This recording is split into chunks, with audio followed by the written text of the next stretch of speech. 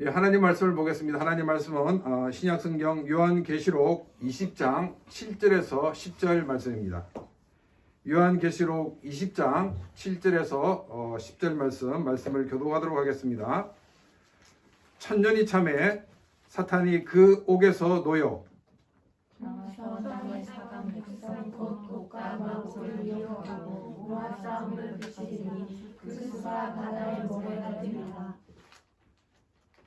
그들이 지면에 널리 퍼져 성도들의 진과 사랑하시는 성을 두루매 하늘에서 불이 내려와 그들을 태워버리고 또 그들을 미혹하는 마귀가 물과 이와 못에 던져주니 거기는 그 짐승과 거짓 선지자도 있어 세세로 밤낮 괴로움을 받으리라. 아멘. 종말을 말할 때 꼭 나오는 단어가 뭐냐면 이 천년 왕국이라는 단어입니다. 그런데 이 천년 왕국이라는 이 단어는 성경 어디에도 나오지 않는 단어입니다. 물론 이 천년이라는 단어는 이 신구약을 통틀어서 이 9군데 나오고 있습니다. 근데 이제 이 9군데 가운데 이 3곳은 주로 이 길다라는 그런 의미로 사용하고 있습니다. 그 이제 나머지 이 9번 가운데 6번이 이 요한계시록에 나와 있습니다. 그런데 천년이라고만 표기되어 있지 이 천년 왕국이라는 단어로 나와 있지 않다는 것입니다. 그럼 어떻게 해서 이 천년 왕국이라는 단어가 나왔는가 하는 것입니다. 지난주에도 우리가 말씀을 살펴보았지만 그리스도와 더불어 천년간 왕노릇 한다라는 것 같은 말씀을 우리가 살펴보았습니다. 이 천년 동안 그리스도와 더불어 왕노릇 한다는 이 말씀을 이 명사화시킨 것이 바로 이 천년 왕국입니다. 그리고 우리가 이 종말에 대해서 언급을 할 때 이 천년 동안 그리스도와 더불어 왕노릇하는 이 말씀이 요한계시록을 제외하고는 성경 어디에도 나와 있지 않다는 것입니다. 우리가 이제 그 성경을 해석할 때 중요한 것이 뭐냐면 지금 한두 군데 나온 걸 가지고 그것을 중심으로 성경을 해석을 하면 잘못 해석을 할 수가 있습니다.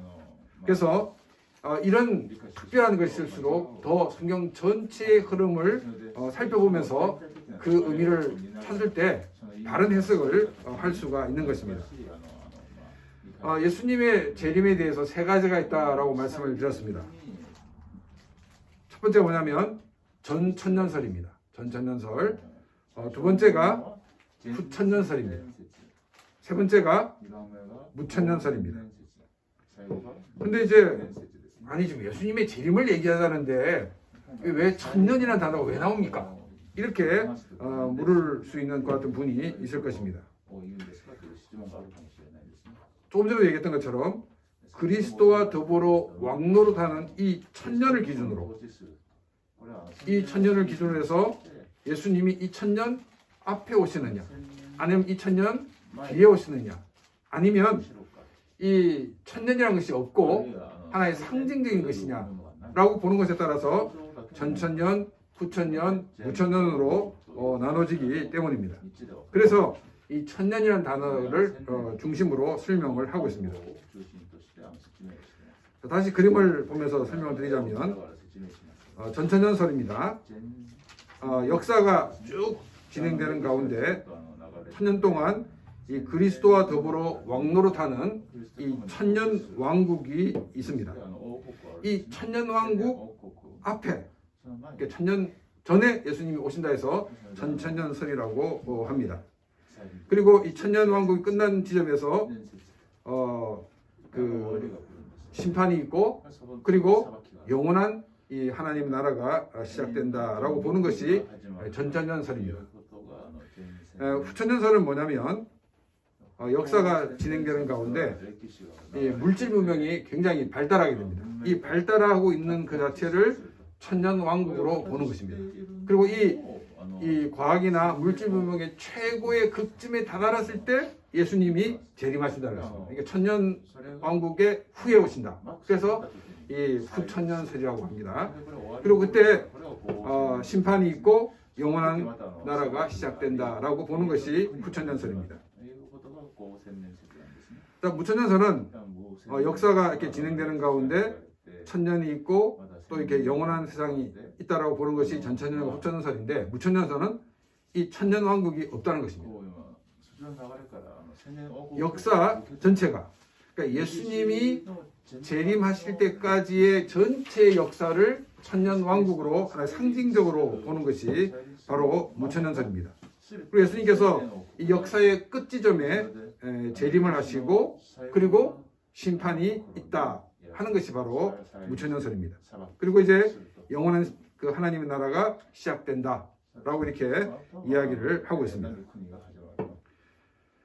자, 그러면 우리가 이제 좀 더 구체적으로 보면 이제 우리 복음주의 교회에서 인정하는 이 종말론은 전천년설과 그리고 무천년설입니다. 그래서 이 두 가지가 우리의 중심이고, 후천년설은 사람들이 과학이 발달되면서 우리가 이 과학을 통해서 유토피아를 이룰 수 있다, 파라다이스를 이룰 수 있다라고 생각했는데 1차 세계대전, 2차 세계대전을 경험하면서 인간의 힘으로는 이 과학의 발달로 혹은 문명의 발달로 이 파라다이스를 만들 수 없다라는 것을 알게 되면서 사람들이 이제 그 이후로는 이 후천년설을 주장하지 않게 되었습니다. 그래서 이 후천년설이 역사에서 사라지게 되었습니다. 자, 그러면 좀 더 살펴보면, 자, 우리가 이제 제가 처음에 설명드렸던 이 전천년설은 이 전체적인 그런 아웃라인입니다. 그런데 조금 더 전천년설을 구체적으로 살펴보면 이렇습니다. 자, 역사가 진행되는 가운데 예수님이 재림하시고 그리고 이제 천년왕국이 시작됩니다. 그런데 천년왕국의 끝 지점에 가면 어떤 일이 있냐면은 이 하나님 백성을 향해서 사탄이 주동된 이 사람들과 그런 큰 전쟁이 일어나게 됩니다. 그리고는 이 전쟁이 있고 난 다음에 심판이 있고 그리고 난 다음에 영원한 세계가 시작된다 하는 것이 오늘 본문 말씀의 내용입니다. 자, 이것이 원래 전천년설이 주장하는 전체적인 구체적인 내용입니다. 자, 그러면 우리가 처음에 들었던 이 일반적인 그런 전체 통괄적인 개념에서 전천년설을 봤을 때는 뭐 그런 대로 이해가 가는데, 조금 전에 살펴봤던 구체적인 걸 봤을 때 이상하다 하는 것 같은 느낌을 받게 됩니다. 자, 그러면 우리가 이 전천년설이 가지고 있는 문제가 무엇인가를 살펴보도록 하겠습니다. 이 전천년설의 가장 큰 특징이 뭐냐면 요한계시록에 기록된 것이 연대적인 순서대로 기록됐다 하는 것입니다. 쉽게 얘기하면 무슨 말이냐면 이 성경에 기록되는 것이 역사적으로 일어날 순서대로 기록됐다 하는 것이 바로 전천년 이 설을 주장하는 사람들이 가지고 있는 생각입니다. 그래서 이 모든 기록들이 앞으로 일어날 일들이 순서대로 일어날 것이다 라고 보고 있습니다. 자, 그런데 문제가 뭐냐면은, 자, 천년왕국에는 누가 그곳에 있게 됩니까? 예수 그리스도를 믿는 사람이 천년왕국에 있습니까? 아니면 예수 그리스도를 안 믿는 사람이 천년왕국에 있습니까? 예수 그리스도를 믿는 크리스찬이 천년왕국에 있게 됩니다. 자, 그런데 이 천년왕국이 시작되면 그러면 안 믿는 사람은 어디에 있냐는 것입니다. 넌 크리스찬은 어디에 있느냐? 어디에 있습니까? 우리가 성경을 보게 되면 사람들이 죽게 되면 그 후에는 심판이 있다라고 이야기를 합니다. 그래서 우리가 이 말씀을 통해서 알 수 있는 것은 뭐냐면 그들이 지금 지옥에 있다는 것입니다. 그럼 지옥에 있으면 이제 천년이 끝나고 난 다음에 이제 사탄이 잠시 노임을 받아가지고 하나님 백성에 대해서 큰 전쟁을 그러면 지옥에 있던 사람들이 다시 살아나가지고 사탄이 우리 하나님 백성과 싸우자라고 이렇게 소집령이 내렸을 때 같이 모였다는 말이 되는 것입니다. 이것은 성경의 전체적인 원리하고 다르다는 것입니다. 그래서 이 전천전설을 주장하는 분은 어떻게 얘기하냐면, 그거는 이 예수 그리스도를 안 믿는 넌 크리스찬이 아니라 천년왕국에 동참했던 사람들 중에서 이제 그들이 그 사탄이 소집한 소집명을 듣고 하나님 백성과 싸우기 위해서 일어난 것이다, 이렇게 주장하는 것 같은 사람들이 있게 됩니다.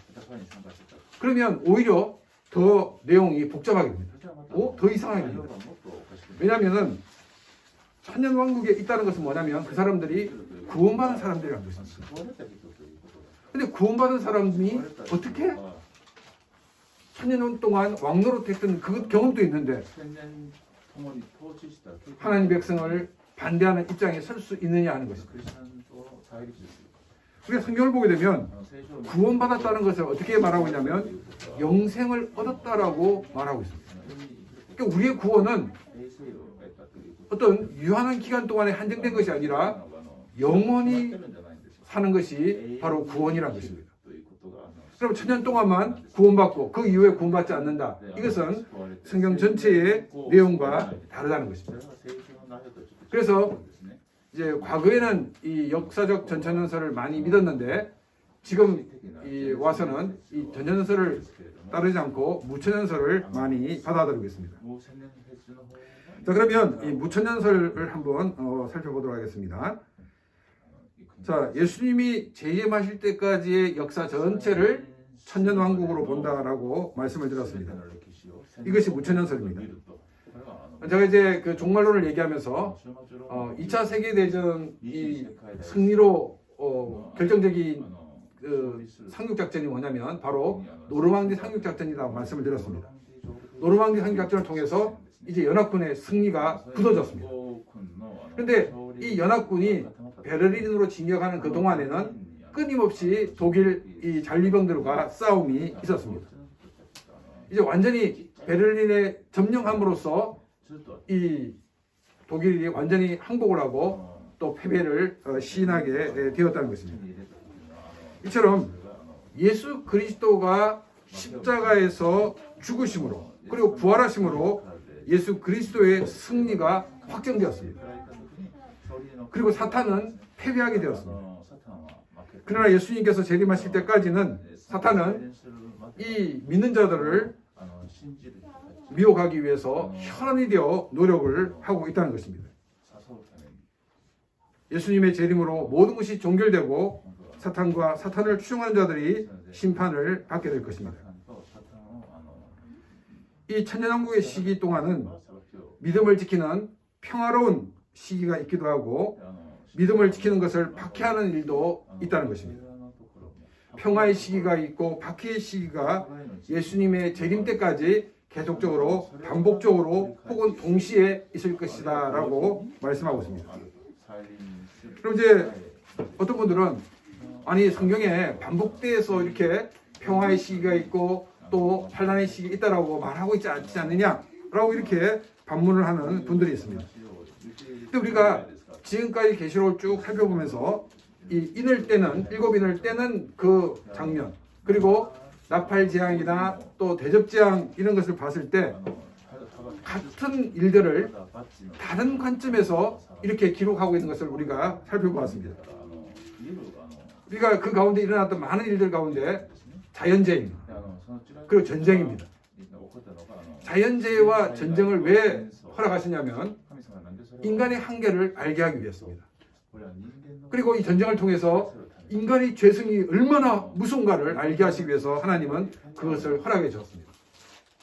그런데 우리가 대접재앙이나 나팔재앙을 봤을 때 분명히 그것이 한 번 있습니다. 근데 우리가 알고 있는 그 역사 범위 안에서만 생각해 봐도 전쟁이 한 번 있었습니까? 천재장이 한 번 있었습니까? 아니라고 있습니다. 전쟁이 수없이 있었고 또 천재지변도 수없이 있었던 것을 우리가 알고 있습니다. 이처럼 이 한 번 언급되어 있지만 그러나 그것이 반복적으로 우리에게 일어날 것을 얘기하고 있다는 것입니다. 그렇기 때문에 지금 이 천년 왕국이 있는 가운데 한 번씩 이 환란이 있게 되는 것을 이야기를 하고 있습니다. 그래서 끊임없이 평화의 시기가 있기도 하고 또 끊임없이 또 다시금 이 환란의 시기가 반복되는 것이 바로 이 예수님이 재림하실 때까지 있을 일이라고 성경은 우리에게 말씀을 하고 있습니다. 이 천년 왕국에 대해서 우리가 이제 좀 살펴봤는데 오늘 본문 말씀을 살펴보도록 하겠습니다. 자, 7절입니다. 이 천년이 참에 사탄이 그 옥에서 놓여라고 얘기하고 있습니다. 이 천년은 바로 하나님께서 정하신 때입니다. 신앙생활하기에 이 평안한 시기가 있고 그리고 그 이후에 신앙을 지키기 어려운 그와 같은 시기가 올 것을 말씀하고 있습니다. 요한계시록을 처음 받아서 읽고 있는 이 7교회 성도를 위시하여서 초대교회 성도들은 처음 복음이 전거되었을 때를 기억하고 있습니다. 복음이 처음 전거가 되었고 그들이 예수님을 믿었을 때는 로마가 이렇게 기독교를 핍박하고 있지 않았습니다. 이 기독교 초기에 로마로부터 핍박을 받지 않았던 이유는 뭐냐면 로마 정부는 이 기독교회를 유대교의 한 종파라고 생각을 했기 때문입니다. 로마는 이 유대인들이 자신들의 그 유일신교를 지키기 위해서 얼마나 철저히 항거했는지를 알고 있었기 때문입니다. 그래서 이 유대인들에게는 황제 숭배를 강요하지 않았습니다. 간혹 유대인이기 때문에 로마에서 추방되기는 했습니다. 그렇지만은 이 옥에 가두고 고문을 하고 죽이는 일은 하지 않았습니다. 근데 로마 정부가 이 유대교와 기독교를 보고 있자니 유대교가 같은 종파인 줄 알았는데 기독교를 엄청나게 박해하는 것입니다. 그리고 유대교와 기독교가 다르다는 것을 알고 기독교에 대해 핍박을 시작하게 되었습니다. 평화의 시기가 끝나고 박해의 시기가 찾아왔던 것입니다. 그리고 기독교를 박해하는 주체는 바로 로마를 조종하는 사탄이라는 것을 알려주고 있습니다. 사탄은 직접 나타나서 사람들을 위협하지 않습니다. 물론 그렇게 하도록 하나님께서 허락하지 않으셨습니다. 사탄은 사람들이 두려워하는 그것을 조종하여서 사람들로 하여금 하나님을 떠나게 하고 있다는 것입니다. 시대마다 사람들마다 두려워하는 것이 조금씩 다르지만 일반적으로 사람들이 제일 두려워하는 것은 권력입니다. 당대 최고의 권력은 로마였습니다. 로마의 권력 앞에 많은 나라들이 무릎을 꿇었습니다. 어떤 도시 국가는 자원하여서 황제 숭배를 하기도 하고 자원하여서 황제를 위해 신전을 짓기도 하였습니다. 오늘날 우리 시대가 가장 두려워하는 권력은 무엇이겠습니까? 무엇이 가장 두려운 권력이라고 여러분 생각합니까? 학생들에게는 아마 대학 입시, 그것이 가장 무서운 것 같은 것일 수도 있습니다. 또 정치인들은 자기가 이번 선거에서 꼭 당선되겠다는 것 같은 것일 수 있습니다. 그런데 일반적으로 이 시대에 가장 두려워하는 것은 권력은 돈입니다. 돈 앞에 모든 사람들이 고개를 숙입니다. 그것이 우리 인간의 현 주소입니다. 지갑에 돈이 없으면 불안이 밀려옵니다. 우리가 지금까지 하나님을 의지하며 삽니다라고 고백을 하면서 정말 실제적인 우리의 삶은 하나님보다는 돈을 더 의지하고 산 것 같은 증거라는 것을 우리가 알 수가 있습니다. 우리는 이 시간 내가 가장 두려워하는 것이 무엇인가를 찾아내야 됩니다. 내가 가장 두려워하는 이것은 결정적 순간에 나를 넘어지게 한다는 것입니다. 나를 가장 두렵게 하는 것을 가지고 우리는 하나님 앞에 나와야 합니다. 그리고 이것을 가지고 기도하시기 바랍니다. 우리가 이것 때문에 두려워하지 않고 담대히 하나님의 말씀을 지키게 해달라고 우리는 기도하는 삶이 되어지기를 바랍니다. 그래서 우리는 우리 주님이 이뤄놓으신 그 승리를 맛보며 사는 그런 복된 삶이 되시기를 바랍니다. 8절 말씀입니다. 나와서 땅의 사방 백성 곧 곡과 마곡을 미혹하고 모아 싸움을 붙이리니 그 수가 바다의 모래 같으니라. 이 땅의 사방 백성에 대한 그 다른 명칭이 곡과 마곡이라는 것 같은 명칭입니다.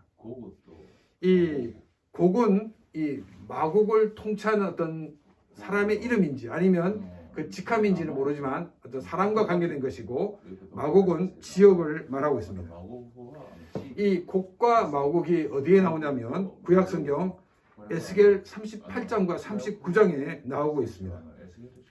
그래서 이 곡이 그 마곡을 지배하는 어떤 사람, 인물이고, 그리고 마곡은 지명입니다. 근데 이 에스겔 38장에서 뭐라고 얘기하고 있냐면, 곡이 마곡을 동원해서 평안히 살고 있는 하나님 백성을 공격합니다.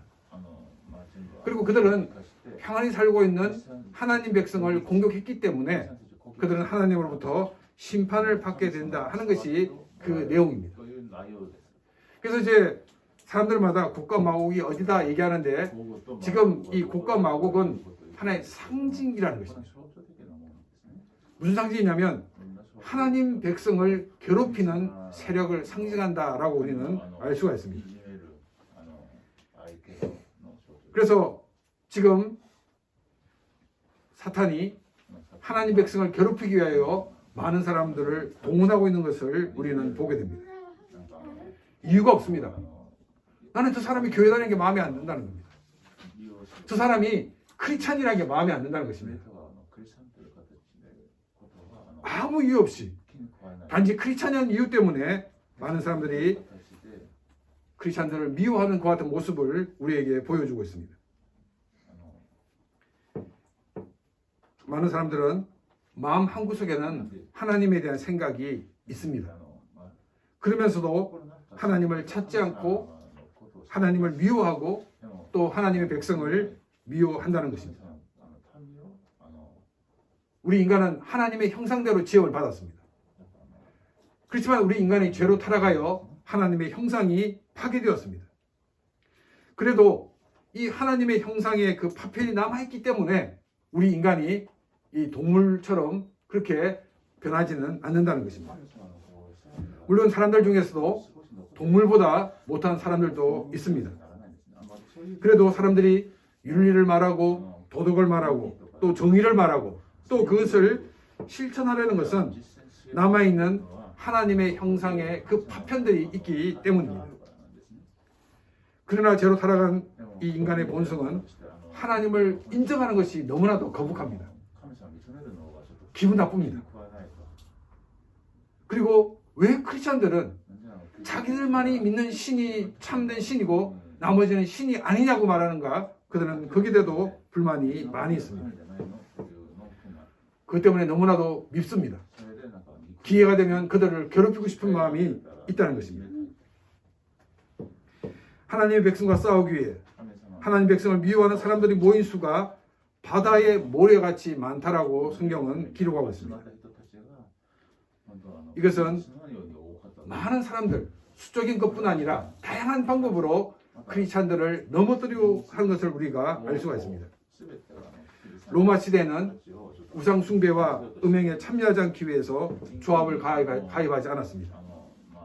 그로 인해서 그리스도인들은 경제 활동을 할 수가 없어서 경제적인 어려움을 겪어야 했습니다.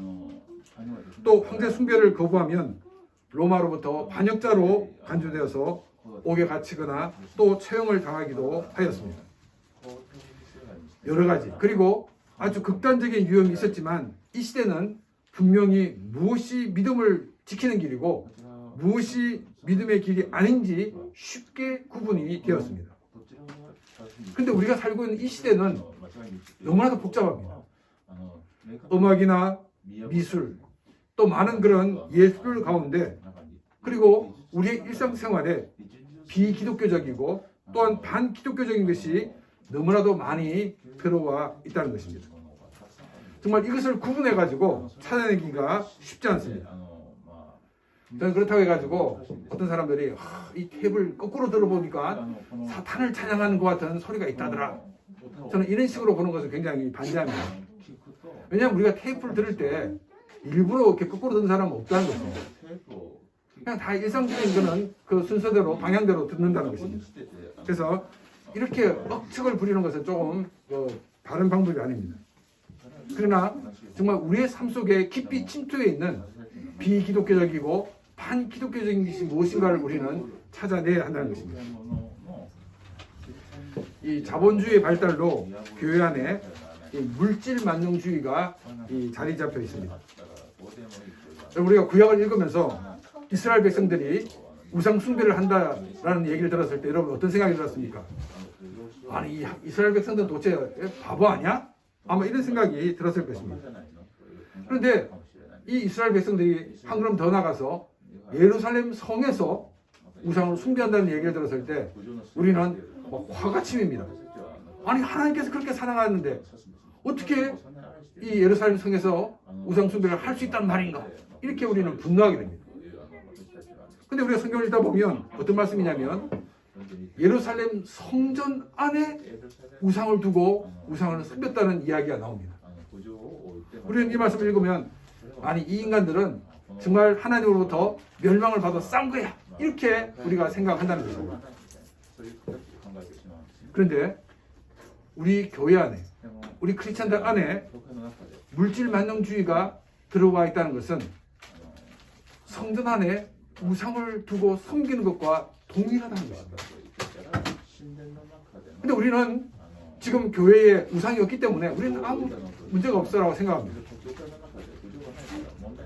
많은 크리스찬들이 물질 만능주의에 젖어 있다는 것입니다.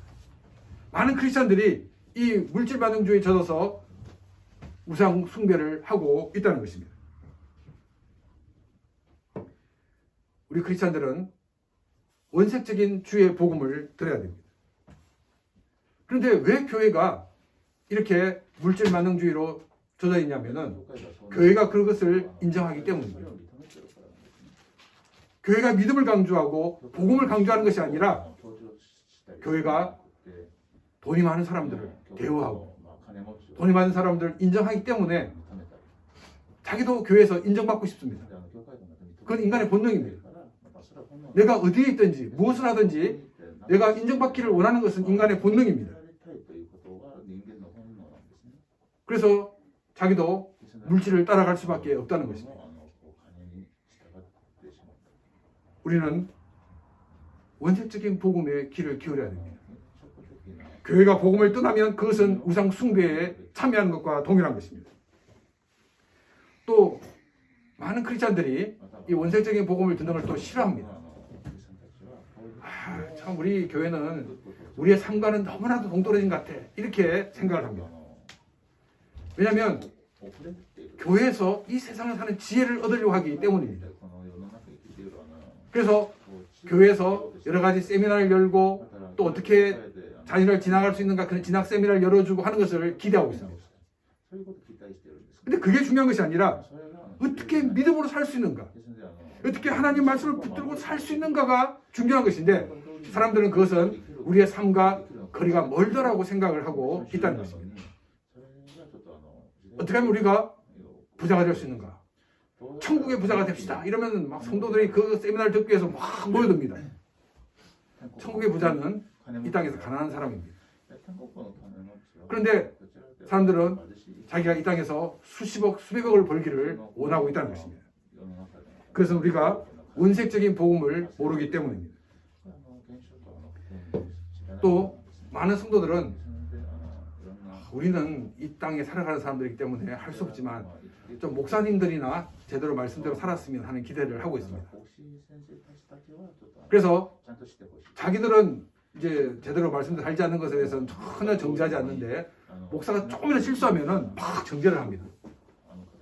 근데 우리 크리스찬들은 목사만이 이 말씀을 붙들고 살아야 되는 것이 아니라 모든 예수 그리스도를 주로 고백하는 사람들이 그 말씀을 붙들고 살아가야 한다는 것입니다. 우리가 원색적인 그 복음을 들고 이 세상을 살아가는 삶이 되시길 바랍니다. 그래서 이 세상의 빛과 소금으로 살아가는 그런 귀한 삶이 되어서 우리를 통해서 이 세상이 변화되어지고 우리를 통해서 어둠이 물러가는 그런 귀한 삶을 살아가는 복된 삶이 되시기를 바랍니다. 9절입니다. 그들이 지면에 널리 퍼져 성도들의 진과 사랑하시는 성을 두루매 하늘에서 불이 내려와 그들을 태워버리고 하나님 백성을 미워하는 세력들이 모여서 하나님 백성을 포위하였습니다. 하나님 백성을 포위한 이유가 무엇입니까? 이번 기회에 하나님 백성의 이 씨를 말려버리겠다는 것 같은 생각입니다. 우리는 이 하나님 백성에 대한 이 표현을 주의 있게 봐야 되는데 성도들의 진이라고 말하고 있습니다. 일본어에서는 성도들의 진영이라고 이렇게 번역을 하고 있습니다. 먼저 우리가 주목해 봐야 되는 단어는 성도라는 단어입니다. 크리스찬들을 성도라고 합니다. 성도라는 말은 거룩한 무리라는 뜻입니다. 그리고 이 거룩이라는 뜻은 구별되었다 하는 뜻인 것을 우리가 알고 있습니다. 레위기 11장 45절에 나는 너희의 하나님이 되리고 너희를 애굽 땅에서 인도하여 낸 여호와라. 내가 거룩하니 너희도 거룩할지니라. 하나님께서 이스라엘 백성들을 노예된 이집트에서 인도하여 내신 이유가 너희 하나님, 이스라엘의 하나님이 되시기 위해서라고 말씀하고 있습니다. 유일하신 하나님께서 이스라엘의 유일한 신이 되겠다라고 말씀을 하고 있습니다. 그러면서 내가 거룩하니 너희도 거룩하라라고 말씀하고 있습니다. 거룩이라는 것은 엄숙한 것을 말하고 있지 않습니다. 거룩은 종교 냄새가 많이 나는 것 같은 것을 말하고 있는 것이 아닙니다. 하나님께서 거룩하다라고 자신을 말하셨습니다. 이 말은 하나님은 다른 피조물과 구별된 존재라는 것을 말씀하고 있습니다. 그러면서 너희도 거룩하라는 것은 너희도 다른 사람들과 다른 구별된 삶을 살아야 된다라는 것을 우리에게 말씀하고 있습니다. 우리가 주일날 모여서 이렇게 예배드리는 것도 정말 귀한 일입니다. 그런데 우리의 삶이 다른 사람과 구별할 수 있는 것이 나는 주일날 교회를 가고 저 사람은 교회를 안 간다. 그것이 그 사람과 나의 구별점이다 라고 말한다 그러면 그것은 거룩한 삶이 아닌 것입니다. 우리가 같은 회사에서 일을 하지만 우리의 목적이 달라야 됩니다. 먹든지 마시든지 무엇을 하든지 우리는 하나님의 영광을 위해 산다라는 바울의 고백처럼 살아야 한다는 것입니다. 하나님의 영광을 위해서 우리는 살아야 됩니다.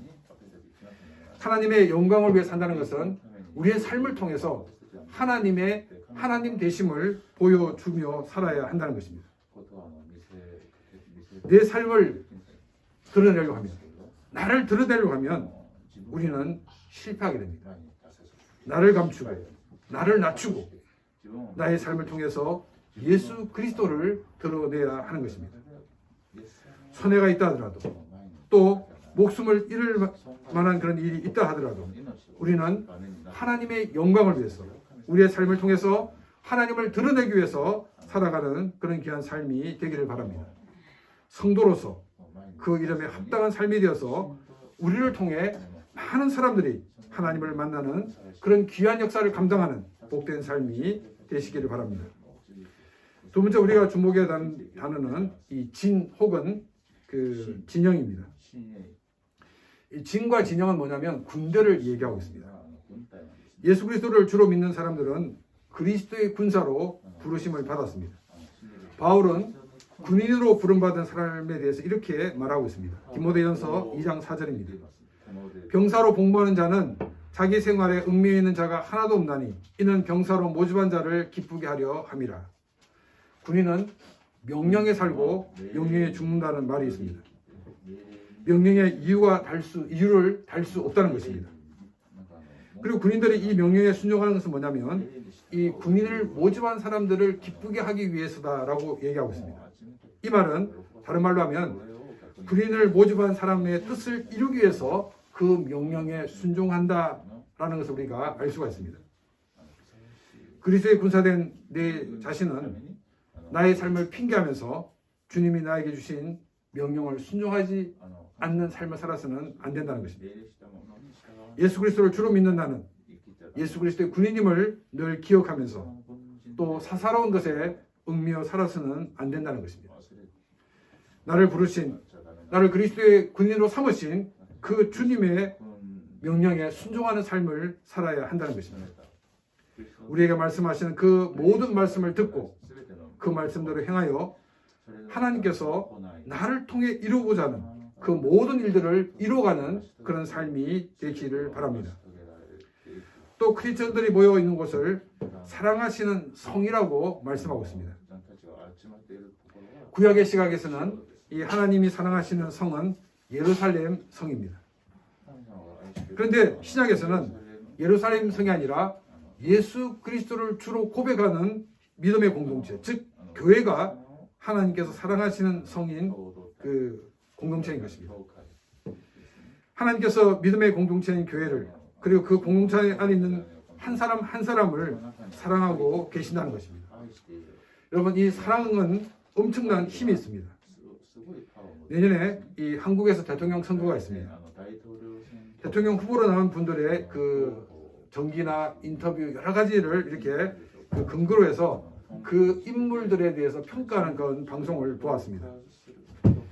이분들의 그 성격을 형성하는 데 제일 중요하게 영향을 미치던 것이 무엇일까요?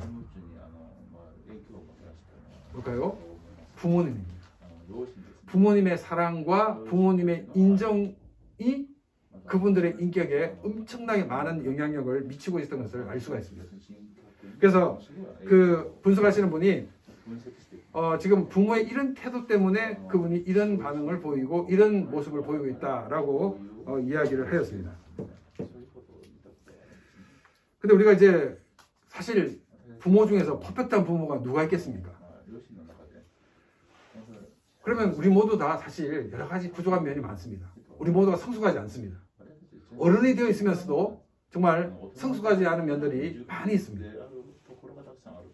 그런데 우리 자신들이 내가 성숙하지 않은 면이 무엇인가를 알고 그것을 고쳐나가고 있습니다. 이것은 믿지 않는 사람들도 마찬가지입니다. 내가 이 면이 부족하구나. 이 면을 내가 더 열심히 노력해야겠다. 이렇게 생각을 하고 있다는 것입니다. 그런데 한 국가를 책임지겠다는 그 나라의 지도자가 되겠다는 사람이 여전히 어린아이 상태에 있습니다. 왜냐하면 자신의 문제를 발견하고 있지 못하고 있기 때문입니다. 우리가 부모를 핑계할 수 없습니다. 또 우리는 주변의 환경을 우리가 탓할 수가 없다는 것입니다. 또 오늘 말씀드렸던 것처럼 많은 사람들이 자신의 그 미성숙한 부분을 알고 그것을 고치려고 노력을 하고 있어요.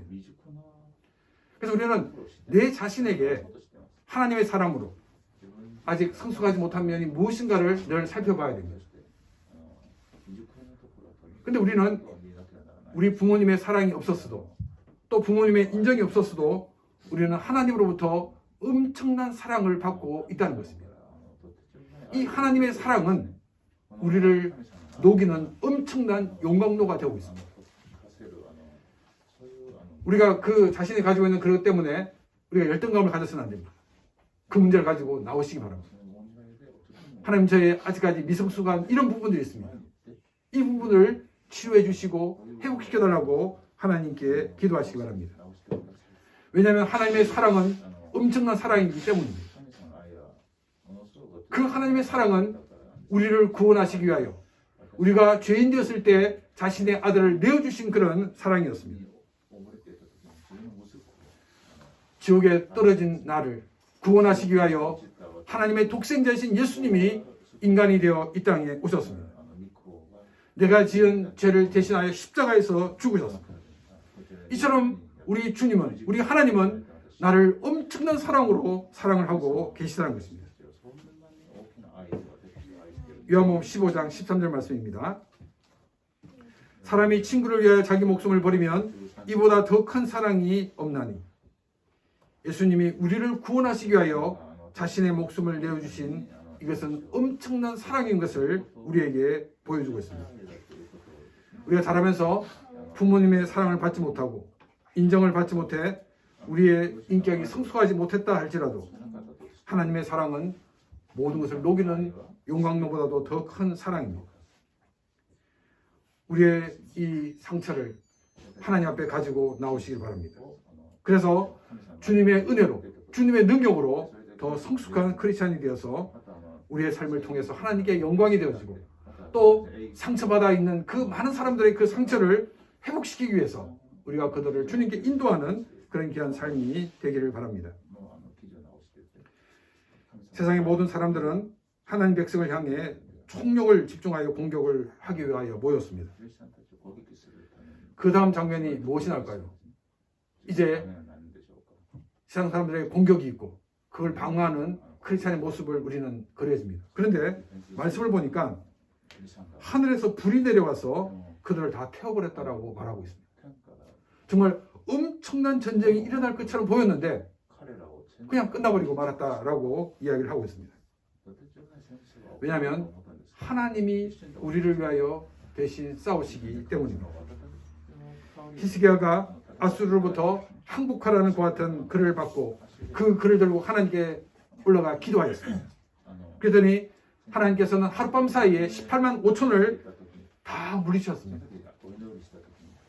그들은 무기도 두고 전리품도 두고 모든 걸 두고 그냥 도망갔습니다. 하나님께서 이스라엘을 위해서 싸우신 결과입니다.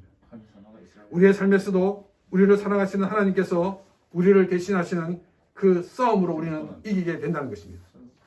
10절 말씀입니다. 또 그들을 미혹하는 마귀가 불과 유황못에 던져지니 거기는 그 짐승과 거짓 선지자도 있어 세세토록 밤낮 괴로움을 받으리라. 10절은 잠시 하나님 백성을 괴롭게 하는 그 박해가 하나님의 심판으로 끝난다는 것을 말해주고 있습니다. 그리고 최종적으로 예수님의 재림이 있음으로써 이렇게 나타날 마지막 심판을 이렇게 두 가지를 오버랩시켜서 말하고 있습니다. 하나님 백성을 괴롭히는 박해가 사라지는 것도 하나님 내리시는 심판 때문입니다. 그리고 예수님이 재림하시게 되면 예수 그리스도를 주로 믿지 않는 사람들은 최후의 심판을 받게 될 것이라는 것입니다. 지옥에 있는 그 믿는 자들을 넘어뜨리려고 하던 마귀가 던져집니다. 그리고 그곳에는 사탄의 앞잡이로 활약했던 짐승과 그리고 그 짐승을 섬기도록 한 거짓 선지자들도 그곳에 있다라고 말하고 있습니다. 이들이 받는 형벌은 1년, 2년이 아닙니다. 10년, 20년도 아닙니다. 100년, 200년도 아니고 영원히 괴로움을 받게 될 것이라고 말하고 있습니다. 믿는 자들을 박해하는 세력은 잠시 노임을 받은 자들입니다. 그런데 우리는 그것을 바라보지 못하고 그 잠시의 그 어려움을 피하기 위해서 우리의 영혼을 팔아버리는 일들이 많이 있다는 것입니다. 박해만 볼 때는 그것이 엄청나게 보이고 그것이 영원히 지속될 것처럼 보이지만은 그러나 영원이라는 개념이 봤을 때는 너무나도 짧은 시간인 것을 우리에게 보여주고 있습니다. 우리는 고난을 받게 되면 왜 하나님께서는 우리에게 꽃길만 걷게 하지 아니하시고 이렇게 힘들고 어려운 길을 걷게 하시는가라고 의문을 가지게 됩니다.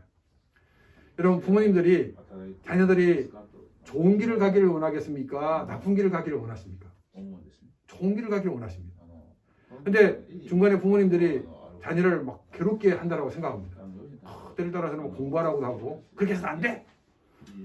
아니, 좋은 걸 주시는데 왜 안 된다고 얘기하는가라고 생각하지만 그것은 그 자녀를 위해서입니다.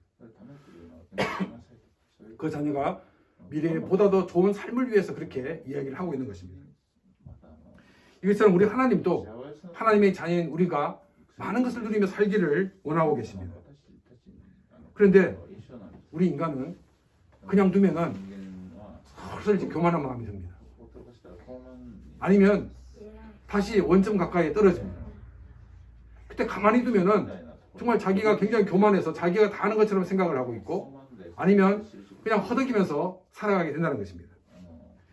그래서 그들로 하여금 하나님의 사람으로 바른 믿음을 살게 하기 위해서 하나님은 고난을 주고 계시다는 것입니다. 우리는 때를 따라 복음의 평화의 길을 만날 수가 있습니다. 때를 따라서는 박해의 시기를 만날 수가 있습니다. 어떤 때를 만났든지 우리는 믿음을 붙들고 믿음의 사람으로 살아가야 한다는 것입니다. 우리는 겸손하지 않을 때 우리는 이 세상을 이길 수가 없습니다. 우리의 눈에 하나님이 보이지 않을 때 우리는 언제든지 넘어질 수밖에 없다는 것입니다. 물 위로 걸어오시는 예수님을 보고 베드로는 예수님 저도 물 위에 걷게 해주십시오 라고 얘기했습니다. 예수님께서는 베드로의 간청을 들으시고 허락해 주었습니다. 베드로가 이제 물 위를 걷기 시작합니다. 그런데 눈앞에 있는 파도 때문에 그가 그만 놀라서 무서워서 바다에 빠지게 되었습니다. 우리가 이 땅을 믿음을 가지고 살아간다는 것은 마치 베드로가 배에서 나와서 물 위를 걷는 것과 같은 것입니다. 정말 우리가 이 땅에서 믿음을 가지고 산다는 것은 주님이 베풀어 주시는 기적이 아니고서는 살 수가 없다는 것입니다. 그때 우리는 늘 주님을 바라봐야 됩니다. 눈앞에 있는 파도를 보고 우리가 두려워해서는 안 됩니다. 때를 따라서 우리가 물 위로 걸어가는 모습을 보고 사람들이 환호를 지를 수 있습니다. 그 환호 지르는 곳으로 바라봐서도 안 됩니다.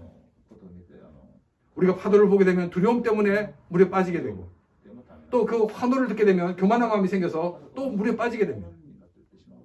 우리가 끝까지 예수님을 바라볼 때 우리가 끝까지 믿음 안에서 승리할 수가 있다는 것입니다. 이것은 결코 쉬운 일이 아닙니다. 그런데 너무나 쉬운 일입니다. 믿음대로 살면 됩니다.